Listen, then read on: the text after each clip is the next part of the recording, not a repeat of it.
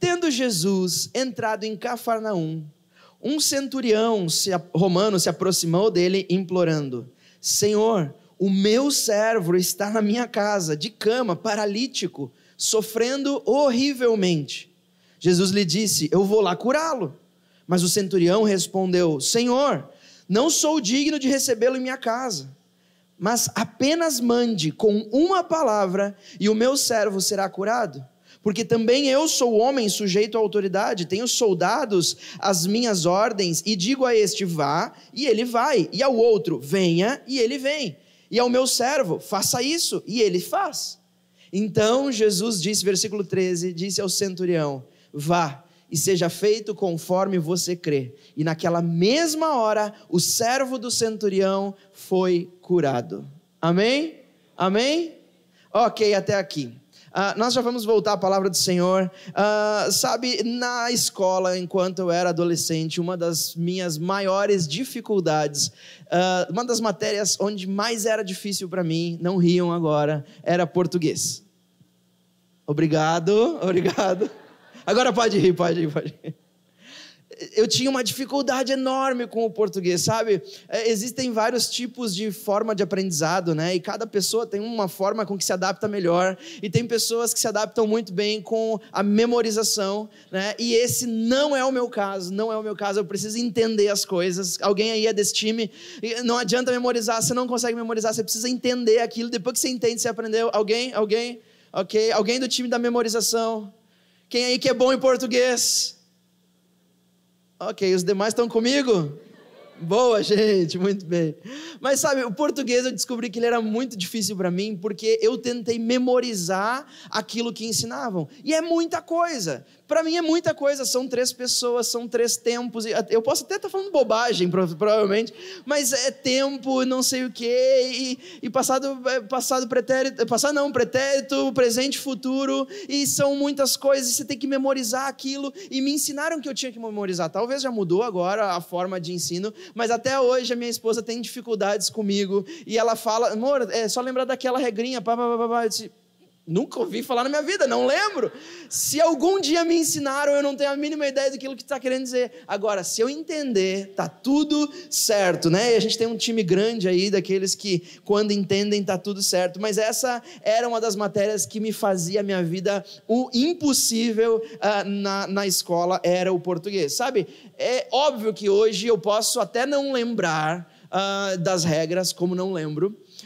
Posso não lembrar das regras do português para fazer uma prova exatamente nesse momento. Will, vamos fazer uma prova aqui oral e eu vou te perguntar. Eu obviamente vou tirar 1 ou talvez menos 1, né? Talvez o meu nome eu acerto. É brincadeira.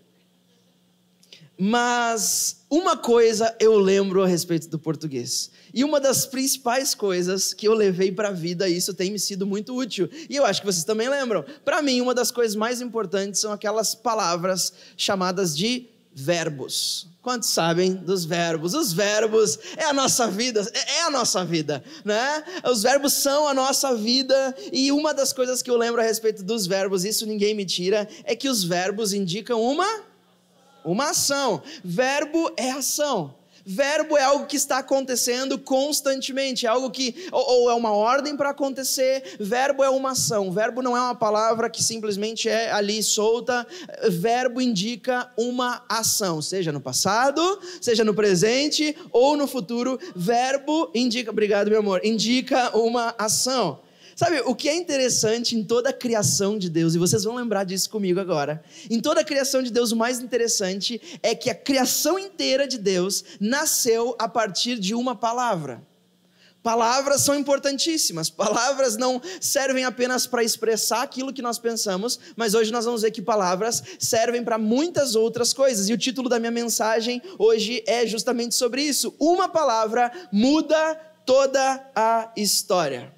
Uma palavra muda toda a história. Você olha na criação de Deus, quando Deus começou a criar o universo, quando Deus começa a criar o planeta Terra e tudo que há, você começa a ver que Deus cria de uma maneira muito específica. E se você abrir a sua Bíblia em Gênesis, o primeiro livro da Bíblia, no primeiro capítulo, no primeiro versículo, você vai ver o seguinte, que a terra no princípio era sem forma e vazia. E havia escuridão, e o Espírito de Deus pairava sobre essa escuridão. Mas logo quando começa a falar a respeito da criação, da forma como Deus criou o universo, começa dizendo que Deus disse: haja luz, e houve luz. E depois o texto da criação continua dizendo: haja um firmamento no meio das águas e separação entre as águas. Ou seja, Deus continua dizendo: haja alguma coisa. Deus continua dizendo um verbo, uma ação, uma palavra. Todas as coisas foram feitas por Deus através de uma palavra. E eu acho interessantíssimo isso, porque eu não sei vocês, mas eu, quando vou construir alguma coisa, quando os meus filhos me pedem: pai, vamos fazer um jogo novo, e eu preciso criar alguma coisa, eles gostam, o meu filho mais velho, ele gosta de arco e flecha, então você tem que fazer arco e flecha de palitinho, porque é aqueles que dão certo, com cordinha. Eu não sei vocês, mas quando vocês precisam executar alguma coisa, vocês simplesmente olham e digam: haja um arco e flecha, e o arco se materializa? Para mim não funciona, eu gasto às vezes horas ali fazendo arco e colocando pena, porque tem até pena nos arco e flecha que a gente faz lá em casa, e cordinha, eu tenho que colocar a minha mão, eu não preciso falar nada, mas eu preciso fazer alguma coisa. Mas Deus diz simplesmente: haja. Deus diz uma palavra e tudo passa a existir. E assim continua por toda a criação, você pode ver isso em casa. Sabe, palavras têm força. Palavras são a força materializadora daquilo que nós sonhamos ou planejamos. Nós podemos sonhar em alguma coisa, nós podemos pensar alguma coisa, mas tudo que nós pensamos começa a entrar em ação, começa a entrar em realidade quando nós falamos. E foi a mesma coisa que aconteceu na criação de Deus. Palavras têm uma força criadora. Sabe, nós lemos em Hebreus, no capítulo 11, no versículo 3, o escritor dizendo o seguinte, que pela fé nós entendemos que o universo foi formado pela palavra de Deus, de modo que aquilo que se vê não foi feito daquilo que é visível. Você entendeu isso? Estão comigo? Quem está comigo? Ok. Olha o que diz isso. O universo foi formado pela palavra de Deus, de modo que aquilo que nós estamos vendo não foi criado, não foi feito por aquilo que nós podemos ver. O que está dizendo aqui é que a matéria-prima criadora não existia, não dava para ver, era invisível, mas através da palavra de Deus, tudo se tornou visível. Uma palavra tem poder. Sabe, isso me faz pensar que nós precisamos entender que as palavras realmente têm poder. Não adianta nós buscarmos o sobrenatural sobre a nossa vida em matéria-prima visível, mas nós precisamos aprender a buscar o sobrenatural na nossa vida em palavras invisíveis do Deus real. Sabe, a Bíblia diz que nem olhos viram, nem ouvidos ouviram aquilo que o Senhor tem preparado para aqueles que o amam. Olha o que está dizendo: ninguém jamais viu. Então, como nós sabemos que existe? Como nós temos certeza que vai existir um futuro de paz, um futuro melhor, um futuro onde as coisas vão melhorar, onde as coisas vão entrar no lugar, um futuro de relacionamentos saudáveis? Porque nós cremos que a palavra de Deus tem poder. Quantos podem dizer amém? Amém. Provérbios capítulo 12, versículo 18 diz o seguinte: as palavras têm poder de vida e poder de morte. Existem palavras que ferem como espada, mas a língua dos sábios traz a cura. Sabe, deixa eu te falar uma coisa nessa manhã: existe poder nas nossas palavras, uma força de tornar real intenções e sonhos, planos e desejos. É mais, deixa eu ousar dizer isso: tudo aquilo que nós precisamos está a uma palavra de distância. Você crê nisso? Tudo aquilo que nós precisamos está a uma palavra de distância. Novas histórias estão a uma palavra de distância. Perdão está a uma palavra de distância. Novos começos estão a uma palavra de distância. Restauração, salvação, libertação. Tudo aquilo que nós precisamos está a uma palavra de distância. E você deve estar pensando: Will, como assim?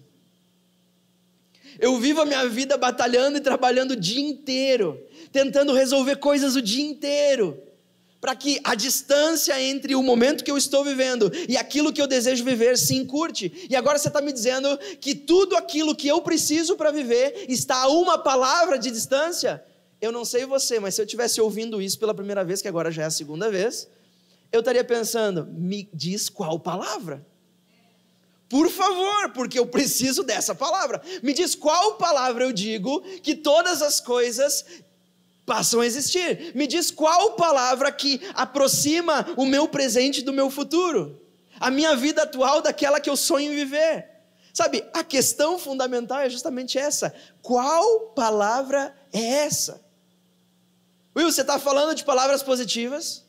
De eu viver a minha vida dizendo palavras de afirmação, palavras boas. Você está nos dizendo que se nós falarmos palavras positivas no nosso negócio, tudo vai mudar, as coisas vão começar a acontecer, as vendas vão começar a acontecer. Não, definitivamente não é isso que eu estou dizendo. Mas eu também não estou dizendo, isso é importante, que as nossas palavras não têm que ser palavras de bem e não palavras de mal. Sabe, às vezes nós vivemos a nossa vida, deixa eu te falar isso, às vezes nós vivemos a nossa vida e nós simplesmente vivemos num ciclo interminável de trabalho, dorme, descansa, casa, trabalho, dorme, descansa, casa, etc, come, e nós vivemos a nossa vida e nós não prestamos atenção naquilo que nós estamos falando. A Bíblia diz que as nossas palavras, a nossa língua tem poder de vida e tem poder de morte. Nós lemos esse texto agora, eu não inventei esse texto. A Bíblia está afirmando que as nossas palavras têm poder de dar vida e de matar. Sabe, nós precisamos prestar atenção em como nós estamos vivendo os nossos dias. Que tipo de palavras que saem da nossa boca? Saem palavras de afirmação sobre os nossos filhos? Ou saem palavras de desgraça sobre os nossos filhos? Saem palavras quando os nossos filhos não nos obedecem, que é quase só às vezes.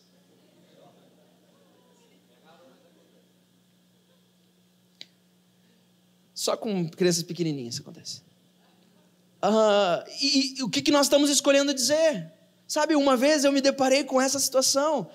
Eu tinha um dos meus filhos, que eu não posso dizer quem, senão depois eles chegam em casa e dizem, pai, tu falou de mim de novo, e eu te pedi para você não falar de mim.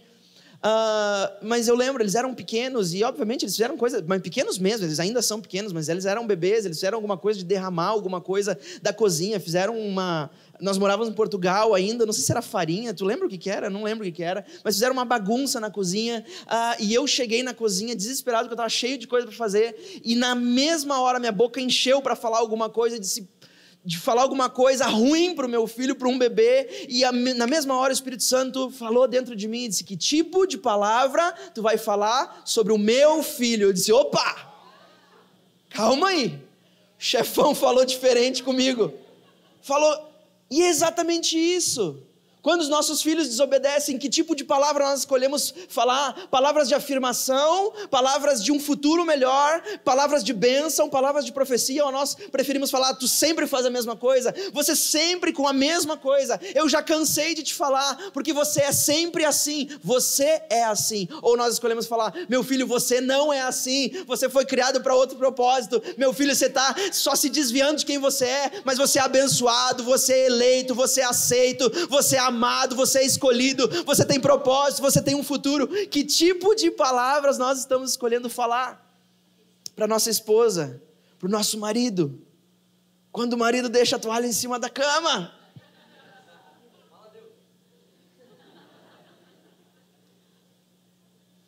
Que tipo de palavra? Dizer, você é sempre assim mesmo, você não muda mesmo, né?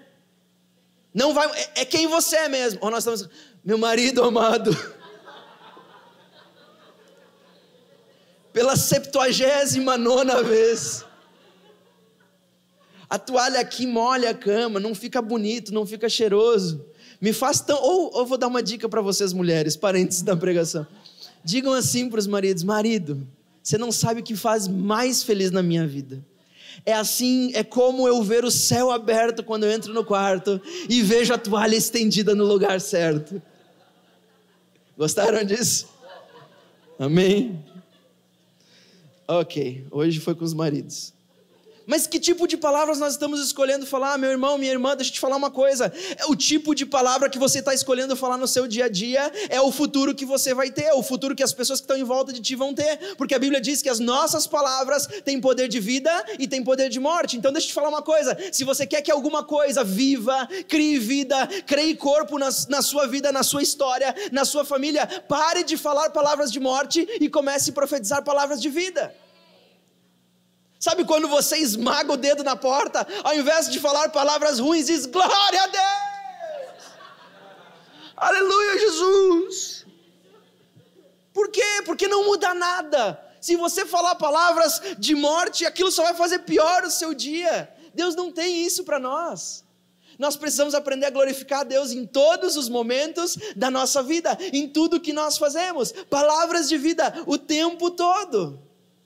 Agora, é óbvio que nós precisamos ter declarações de fé sobre a nossa família, sobre o nosso emprego, sobre o nosso relacionamento. É claro que nós não devemos declarar morte sobre os nossos filhos, desgraça, sobre situações ruins que nos acontecem. Mas deixa eu te falar uma coisa, não é qualquer tipo de palavra do vocabulário mundial que tem poder criador e força motora, motriz mais potente do universo. Não é qualquer palavra de afirmação que vai fazer a nossa vida mudar, endireitar o curso, ir para o lugar que nós queremos. Mas então o que é?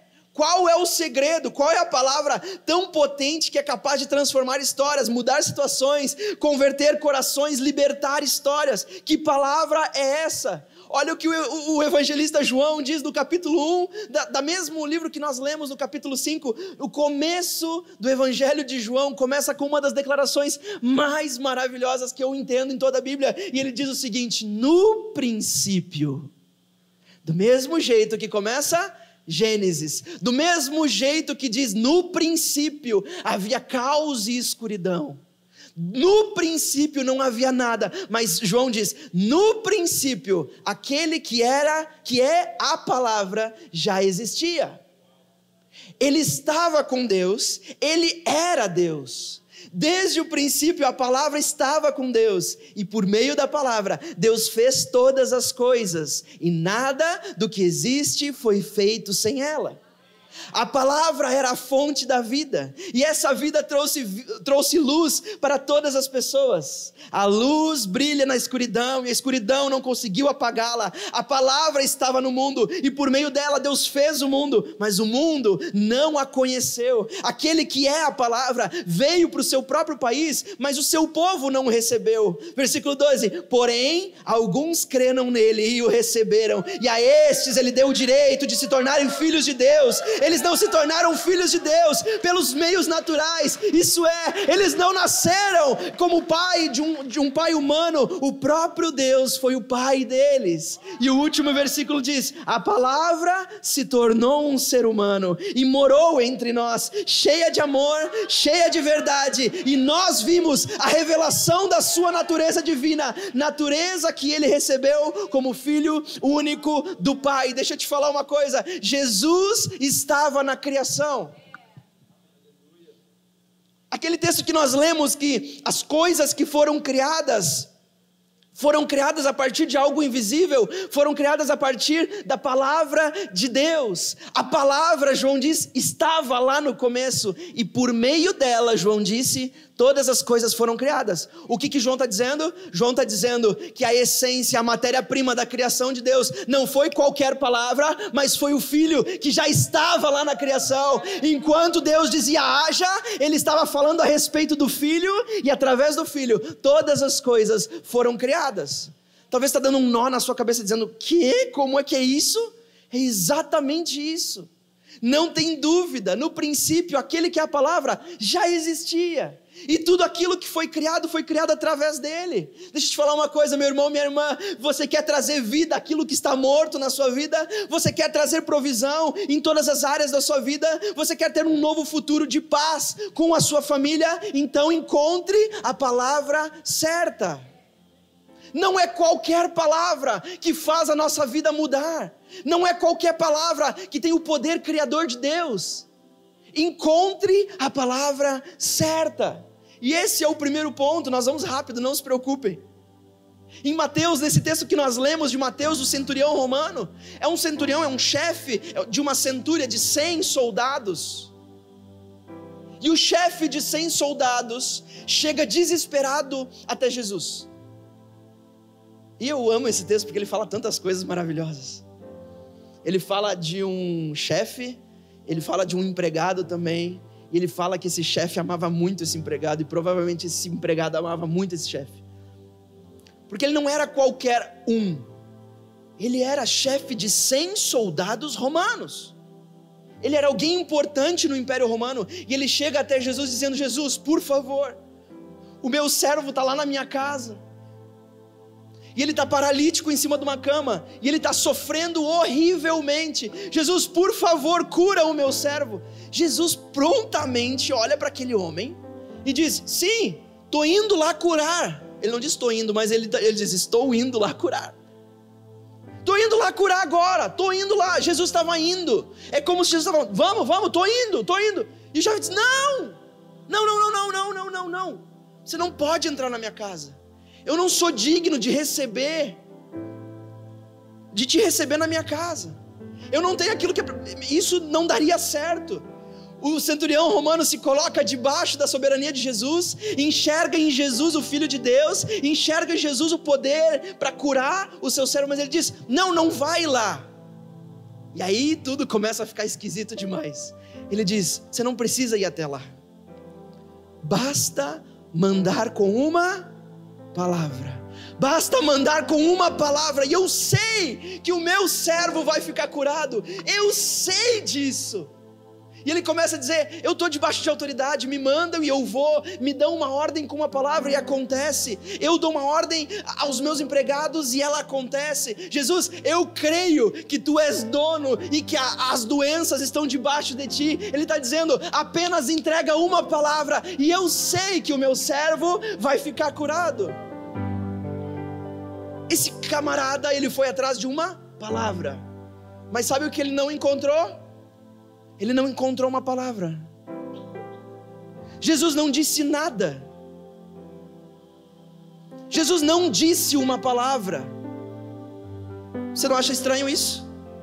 Jesus termina o texto, e no final do texto, Jesus termina de dizer, e no final ele diz: ok, então vai, e seja feito conforme você crê.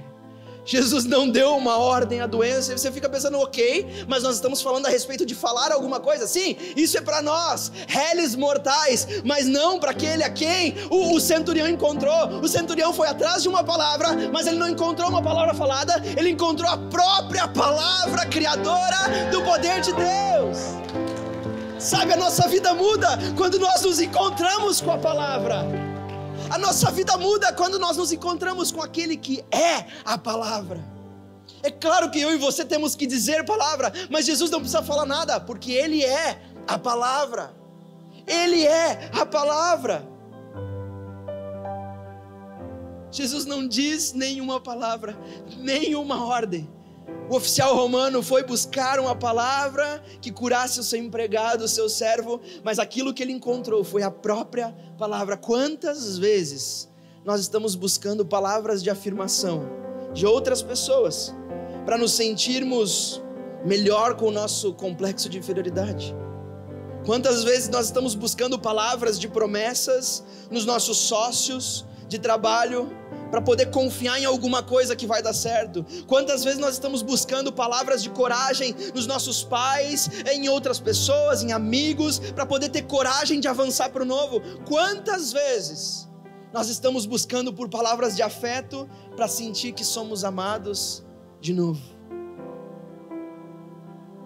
Quando eu e você buscamos isso, nós não encontramos mudança. Você e eu podemos buscar por palavras de afirmação, palavras de promessa, por palavras de encorajamento, palavras de afeto. Nós podemos buscar por palavras de destino, mas a única palavra que pode mudar a nossa história é a palavra que está em Deus, é a palavra que é Deus. A palavra pela qual tudo que existe foi feito, a palavra que é o poder de Deus.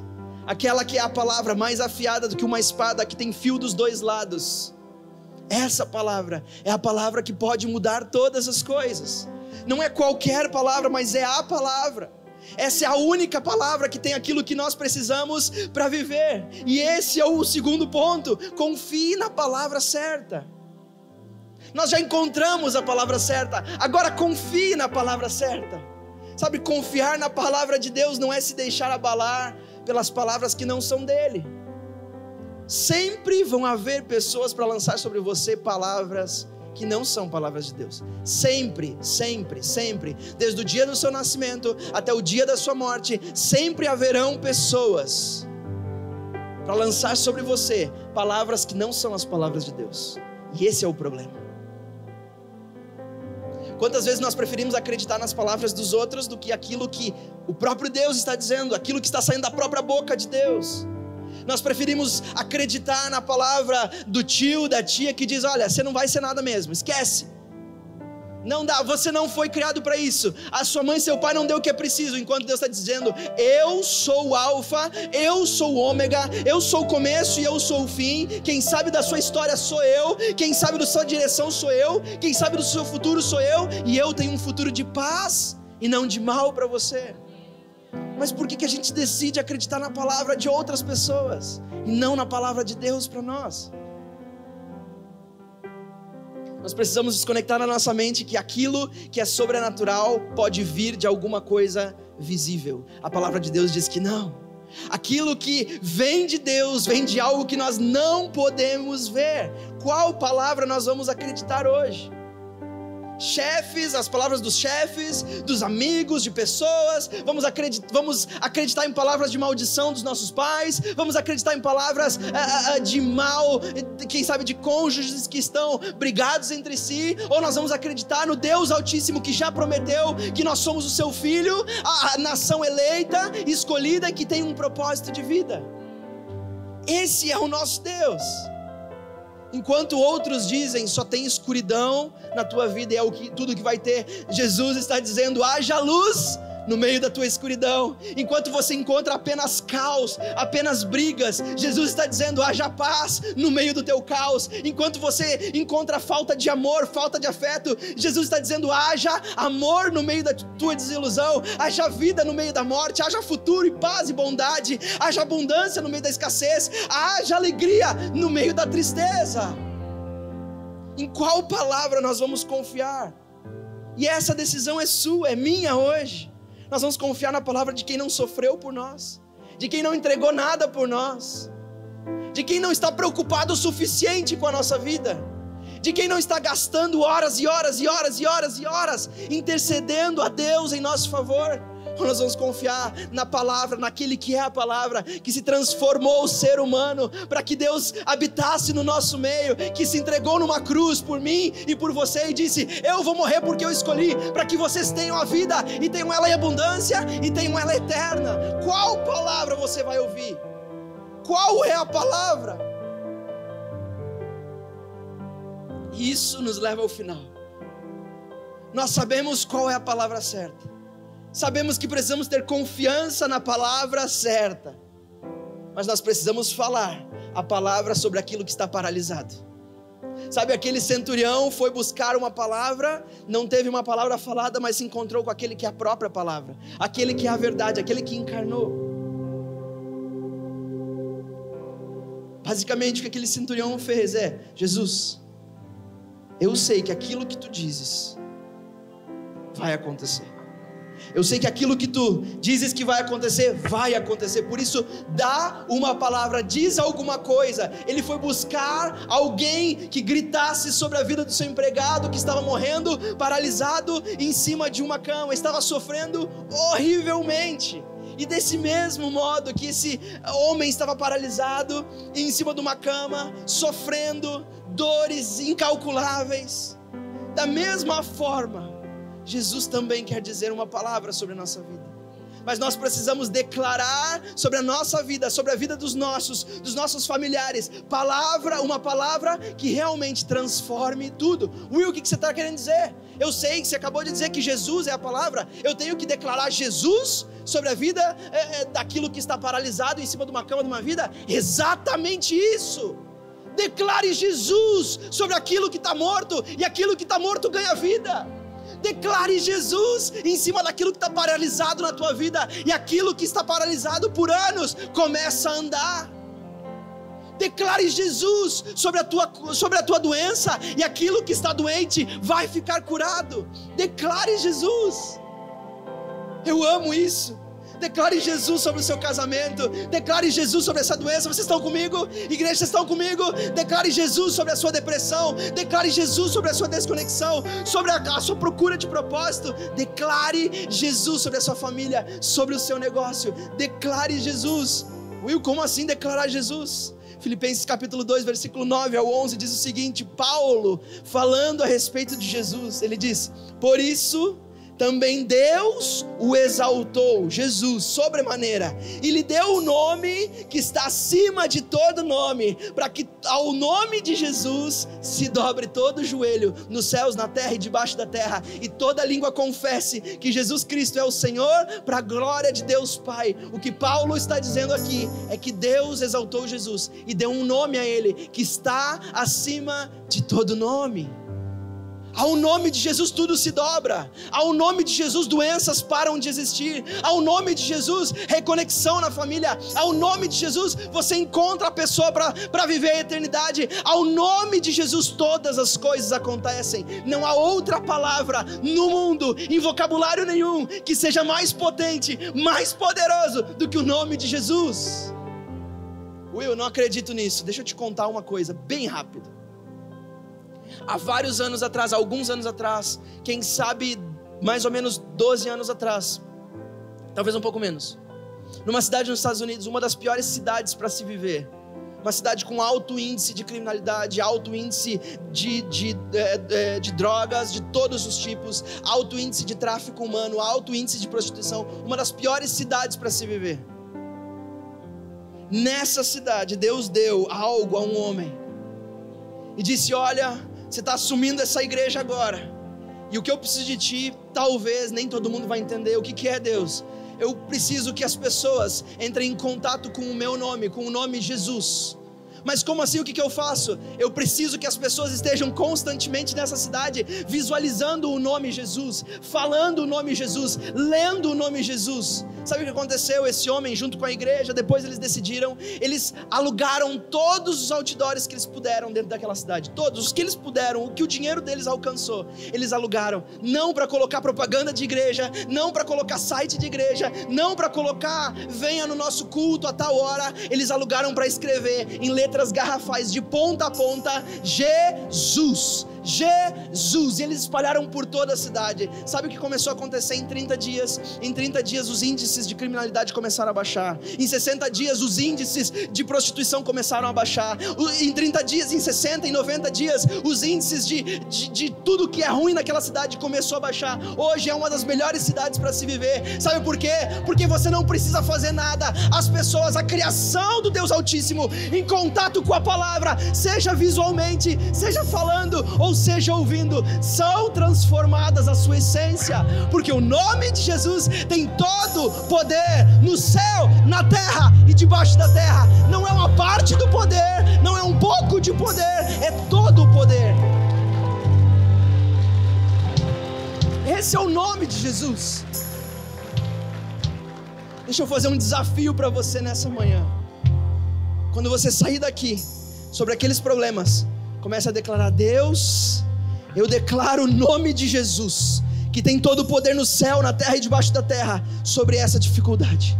Deus, eu declaro o nome de Jesus sobre os meus vícios. Deus, eu declaro o nome de Jesus sobre o meu casamento. Deus, o meu marido, a minha esposa, o meu companheiro, a minha companheira não quer saber de ti, mas eu declaro o nome de Jesus na vida dele, na vida dela. Deus, eu declaro o nome de Jesus nas minhas falhas. Deus, eu declaro o nome de Jesus naquilo que eu preciso mudar e eu não tenho conseguido mudar, porque o nome de Jesus tem poder. É nisso que nós cremos. Hoje é o dia daqueles que precisam que a palavra mude a sua história. Hoje é o dia que Deus decidiu que a palavra dele, Jesus ressurreto, vai mudar histórias. Hoje é o dia e que você pode sair daqui com uma mudança genuína começando em qualquer área da sua vida, porque o nome de Jesus é suficiente. Você não precisa de outra palavra, você não precisa de outra chave, você não precisa de outro conceito, você precisa do nome de Jesus sobre a tua vida. Esses dias nós estávamos na academia, porque agora eu faço academia. Na verdade, nunca deixei de fazer academia. Para aqueles que me criticaram, já faz 1 ano, ok?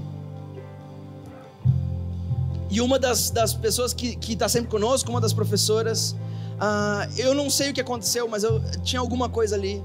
E nós estávamos em outros alunos, tinha outros alunos em volta de nós, acho que era o começo, nós estávamos recém aquecendo, e ela parou e perguntou, não, mas deixa eu perguntar para eles, aqui eles têm alguma coisa para nos dizer. Nitidamente ela queria que nós disséssemos alguma coisa, alguma palavra que fizesse ela se sentir melhor, alguma coisa que mudasse o momento de vida que ela estava vivendo, e ela disse, nos conta aqui, por favor, com outras pessoas assim, qual é o segredo de vocês ainda estarem casados?